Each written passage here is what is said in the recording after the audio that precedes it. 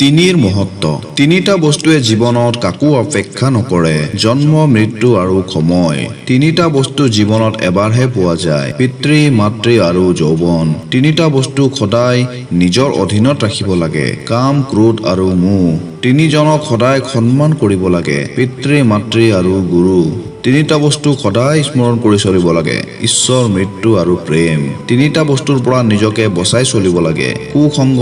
আত্মস্বাৰ্থ আৰু পৰনিন্দা তিনিজনৰ প্ৰতি দয়াশীল হ'ব লাগে নাবালক ভোকাতুৰ আৰু পাগল তিনিটা বস্তু ওলাই গ'লে কেতিয়াও ঘূৰি নাহে খৰ মুখৰ কথা আৰু প্ৰাণবায়ু তিনিটা কথা কেতিয়াও পাহৰিব নালাগে কৰ্তব্য ঋণ আৰু আত্মসন্মান তিনিটা বস্তুৱে জীৱন নষ্ট কৰে কুচৰিত্ৰ আলস্য